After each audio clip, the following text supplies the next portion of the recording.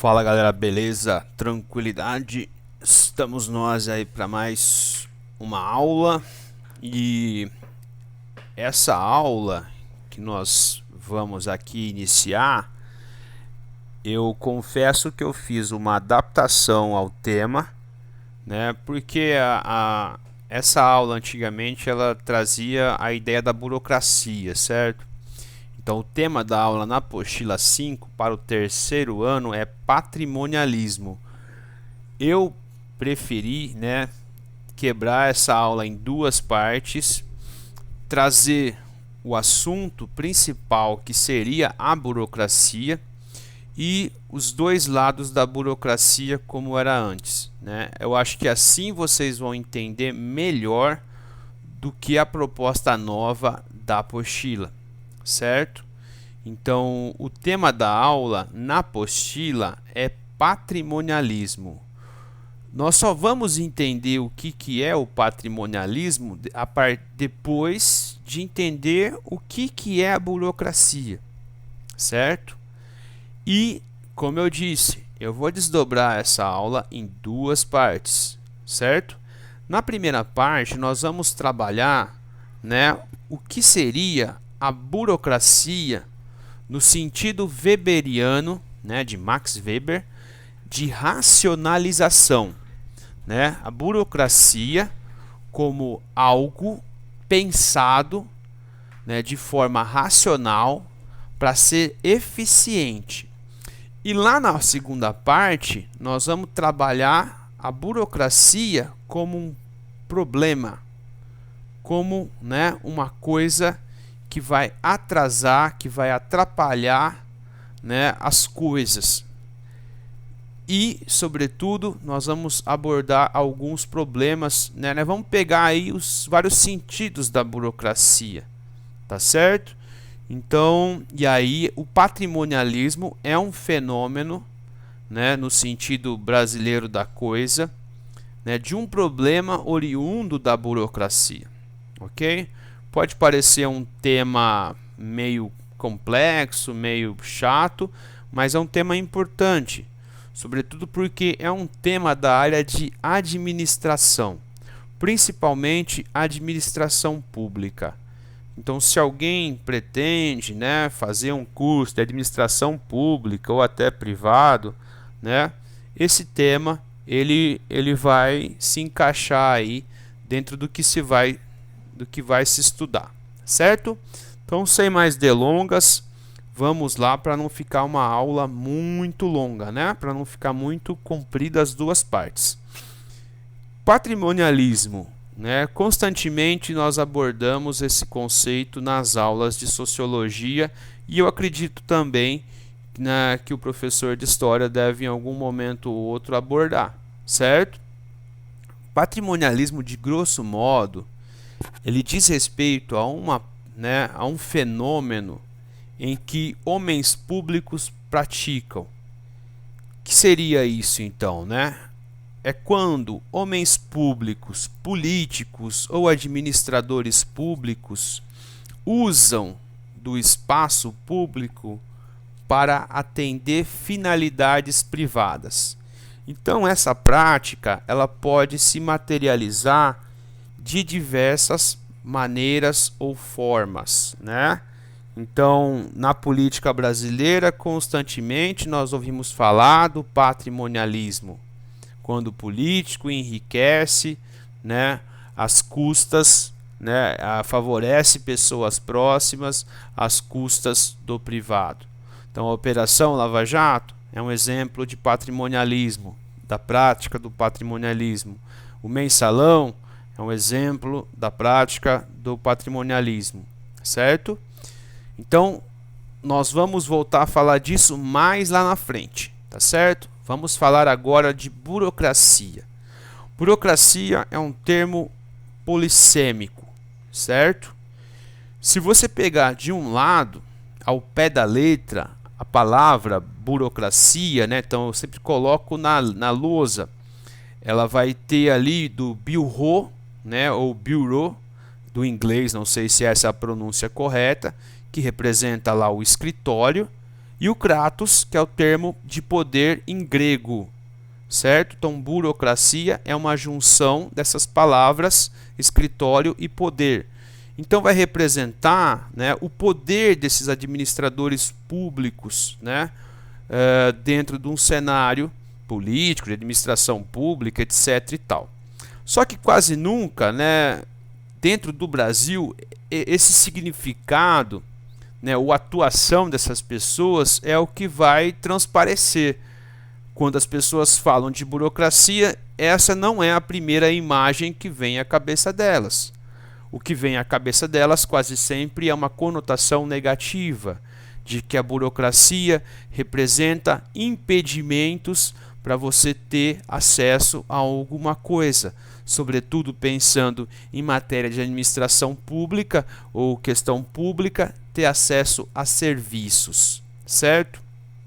Então, o que os estados atualmente eles têm que pensar, né, é cada vez mais eles serem eficientes, racionais, impessoais, certo? Então, já chamo a atenção de vocês que essa aula ela é preparada principalmente tendo em conta, né, os tipos ideais weberianos, né, criados por Max Weber, de Estado moderno, como se fosse um padrão para que os estados seguissem, certo?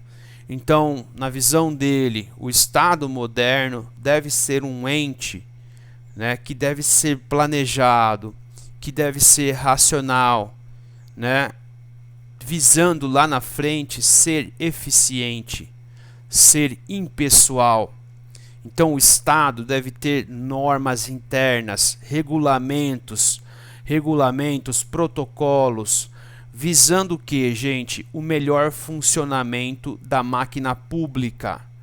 Então, sendo que os burocratas representam, né, o corpo de funcionários técnicos ou profissionais que fazem com que esse aparelho de Estado funcione, certo?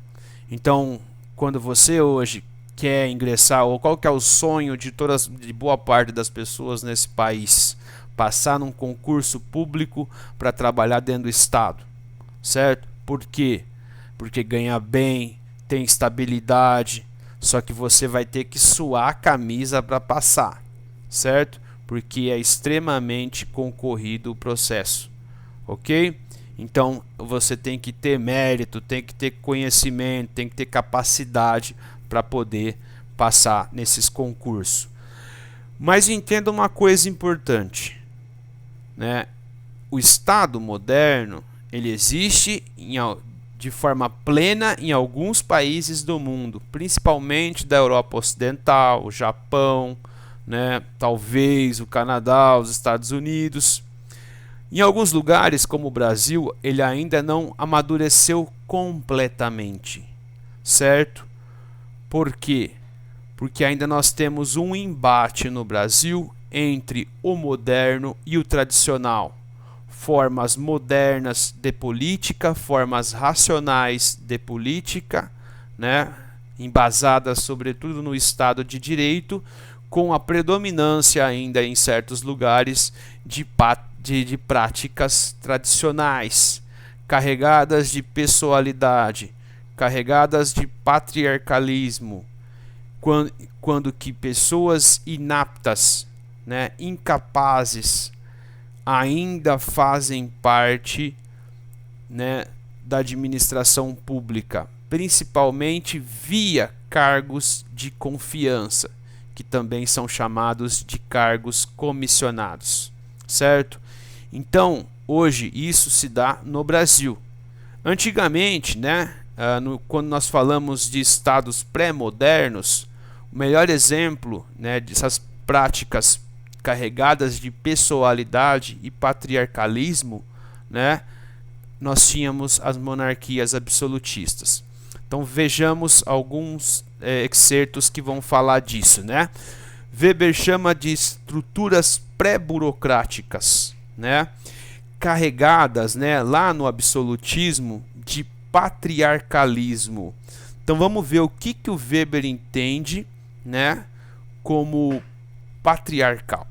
Na dominação patriarcal, é a submissão pessoal ao Senhor que garante a legitimidade das regras por este estatuídas. E somente o fato e os limites do seu poder de mando têm, por sua vez, sua origem em normas, mas em normas não estatuídas, sagradas pela tradição, mas sempre prevalece na consciência dos submetidos sobre todas as demais ideias o fato de que este potentado concreto é o Senhor.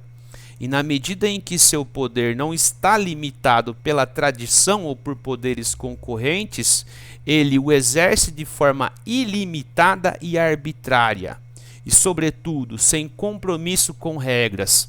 E aí nós lembramos daquela frase do Luís XIV, né? O Estado sou eu. Significa então que lá na França do Rei Sol não existia Estado de Direito. A dominação dos reis franceses, dos reis absolutos franceses, né, a dominação estava embasada na tradição, seguindo aqui uma teoria weberiana. O tipo de dominação, né, era o tradicional. Então os valores tradicionais daquela época legitimavam aquele personagem político. Então a sua vontade era lei e não regras, não coisas no papel, tá certo? Então isso é o diferencial dessa situação. Então, assim como tudo era sua vontade, ele poderia indicar pessoas para compor o quadro burocrático. E pessoas próximas, parentes, primos, amigos, a mulher, a amante, sei lá, o amante, né? Tendo em conta que o homossexualismo sempre existiu, né? Principalmente dentro das cortes, ok? Então não há Estado de Direito nessa situação, né? Existe o que Weber vai chamar de uma dominação estatal patrimonial, certo? Essa autoridade do rei era uma autoridade patriarcal, né? Que vai se legitimar pela tradição. Quer ver como que vocês vão entender? Vamos lembrar da teoria do direito divino dos reis, né? Criada por Jacques Bossuet. Nessa teoria colocava o quê? Que a vontade do rei, né, ela deveria ser respeitada porque o rei aquele rei havia sido uma escolha de Deus. Então, se Deus é soberano, se Deus é plenipotente, é onipresente, onipotente, onisciente, nós não podemos questionar a vontade de Deus. Logo, você não pode questionar, né, as iniciativas, as medidas, as decisões do rei, certo? Então, os valores tradicionais legitimavam aquela dominação, né, tradicional absolutista. Então, continuamos com o Weber. Quando o príncipe organiza em princípio seu poder político, sua dominação não doméstica, com o emprego da coação física contra os dominados, sobre territórios e pessoas extrapatrimoniais, da mesma forma que o exercício do seu poder doméstico, falamos de uma formação estatal patrimonial, certo? Então, essa dimensão política é única e exclusivamente voltada para atender essa vontade do dominador. Então, essa relação, gente, ela é carregada de pessoalidade, certo? Dois conceitos que vocês têm que entender: pessoalidade e impessoalidade. Dentro desse tema, se vocês não entenderem o que significam esses dois conceitos, pessoalidade e impessoalidade, vocês não vão entender isso, certo? Então, não entende? Vai lá no dicionarinho, pega o que significa pessoalidade, vê o que significa impessoalidade. Mas, fechando o raciocínio, se eu sou o poder, se eu posso tudo, eu vou colocar quem me agrada, certo?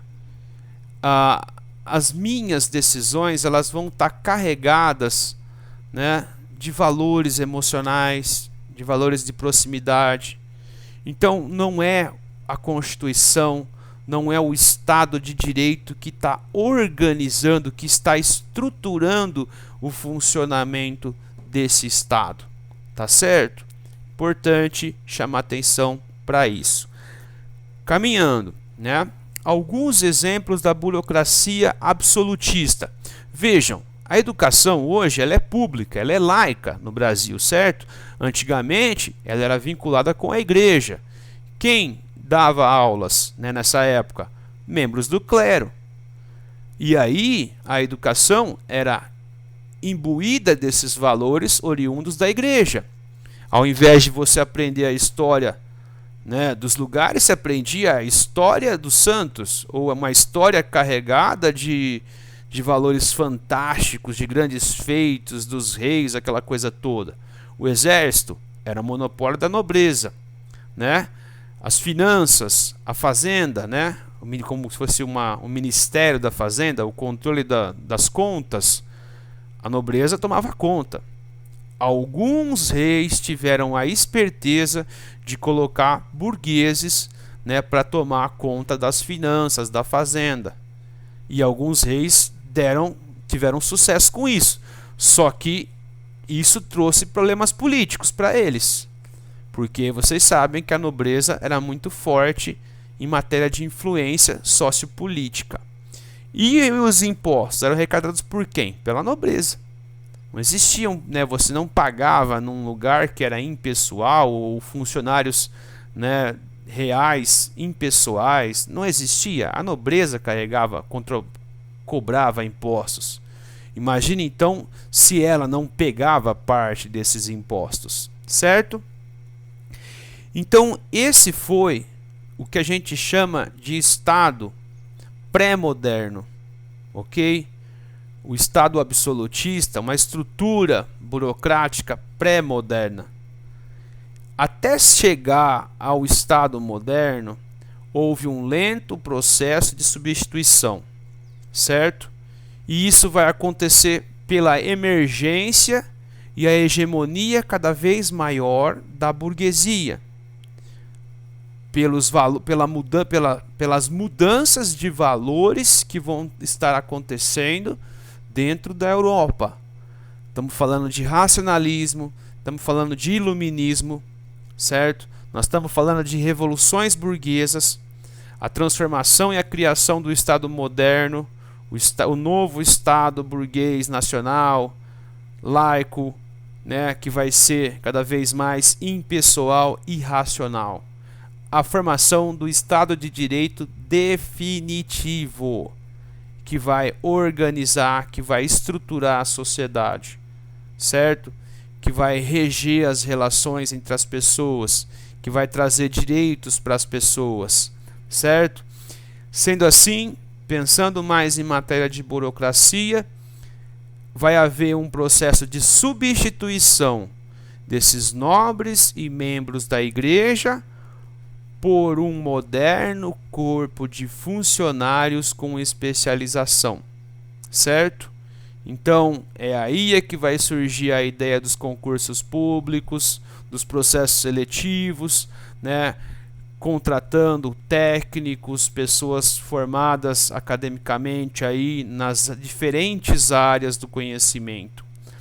E isso, na Europa Ocidental, esse processo só vai se dar por completo lá no final do século XIX. E óbvio, tem alguns países que só no século XX, ok? Então veja um exemplo, né? Eu li algum tempo atrás que dentro da Austrália, dentro da burocracia australiana, apenas, né, pensando numa esfera como se fosse a federal, né, a nossa federal, que é aquela que administra o país, apenas os cargos de chefia de ministérios eram indicações políticas. Do resto, todo o corpo burocrático era e é contratado em concursos, processos seletivos, certo? Então, obviamente, nós temos o que? Um Estado australiano a gente deduz que, né, altamente eficiente em matéria administrativa, certo? Então é importante chamar atenção para isso. Sendo assim, então, com a formação, o estabelecimento do Estado laico moderno europeu, o Estado passa a controlar e produzir informações dos cidadãos. Ele vai prestar serviços à sociedade. Ele passa a arrecadar impostos, a cobrar impostos, né? Então, lembra que nós vimos já o que é os direitos sociais: saúde, educação, transporte, trabalho, moradia, aquela coisa toda. O funcionalismo vai assumir todos os aspectos da administração pública, né? E funcionários capacitados, né? Concursados, especialistas. Então, quando nós vemos cada vez mais pessoas com competência adentrando ao Estado, nós podemos imaginar que mais eficiente ele vai ser, ele será, certo? Porque muitas vezes nós temos cargos políticos que desconhecem a área que ele está administrando. Vou dar um exemplo, né? O ministro da Saúde atual é um general, ele desconhece medicina, né? Lembro que na época da Olimpíada de 2016, para não falar que eu sou petista, né? O ministro do esporte do Brasil na época da Olimpíada era um cara que não havia jamais praticado nenhuma modalidade esportiva. E quem estava à frente do país em 2016 era o governo do PT, certo? Então isso é prática corrente num país como o Brasil, mas não deveria, né? Cada ministério deveria ter como chefia uma pessoa da área, né? Ministério da Saúde, um médico. Ministério do Esporte, um ex-esportista. Ministério da Economia, um economista, um contador, sei lá, ok? Caminhando para a conclusão, né, com o Weber, né? Weber então lança um tipo ideal burocrático, né, para o Estado moderno e vai dizer a seguinte coisa: no Estado moderno, a dominação ela é racional legal. Isso nós aprendemos já. O que significa então? Uma pessoa que é um presidente, um primeiro-ministro, ele vai chegar a esse posto porque ele vence uma eleição. E essa eleição está prevista em lei. As competências, né, as possibilidades desses chefes políticos vão estar todas discriminadas na Constituição. Então, essa dominação, ela se chama racional legal. O legal aqui é de lei, certo? Então, o Estado moderno tem dominação, a legitimidade se dá numa dominação racional legal, ok? Então, a racionalidade vai ser a marca desse Estado. Assim como a racionalidade é a marca da modernidade, que é a nossa época, certo? Esse Estado ele deve ser completamente, nesse tipo ideal de Weber, ele deve ser completamente impessoal. Ou seja, quando a pessoa preenche esse cargo, ela deve agir de forma de respeito para com as regras. Ela não pode levar, né, o que está na sua casa, o que ela está vivendo para a administração do dia a dia. Ela não deve favorecer pessoas próximas. Ela não deve usar do público para o privado, etc. e tal. Então, rapidamente vejamos aí, né? Normas e procedimentos para o bom funcionamento dos quadros administrativos. Primeiro ponto: organização, estrutura hierárquica, hierarquia de postos, de funções. Cada um deve conhecer a sua função. Deve existir uma função de decisão, de gerência, de chefia, de direção, que deve estar discriminada na lei, certo? E quem está abaixo deve respeitar as decisões de quem está acima. tudo funcionando de forma impessoal. Separação entre o pessoal e o profissional. Separação do trabalho e o doméstico. Né? Lugar de trabalho deve oferecer condições plenas para o desempenhar da função. Né? Ponto 3. Norma de conduta rígida, regra clara.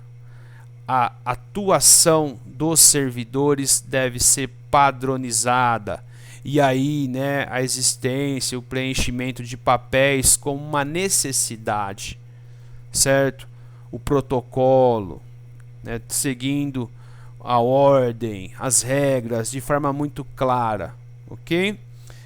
Baseados numa lógica meritocrática, baseada em promoções, em funções, etc. e tal, né?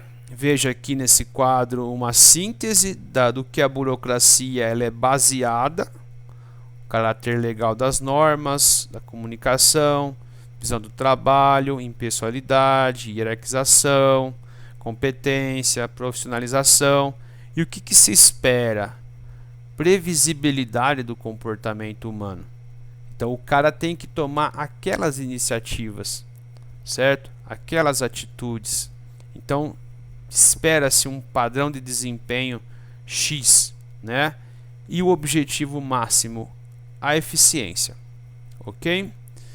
Terminando nossa aula, né? O importante dentro dessa estrutura burocrática é a obediência ao cargo e hierarquia, com a impessoalidade reinando e as condutas se enquadrando às regras, às posições, às funções.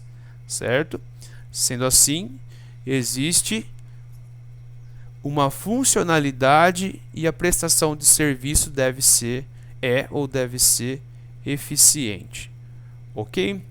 Então, essa é a primeira parte da aula, né? Não se esqueçam que existe uma segunda. Valeu, abraço, até mais.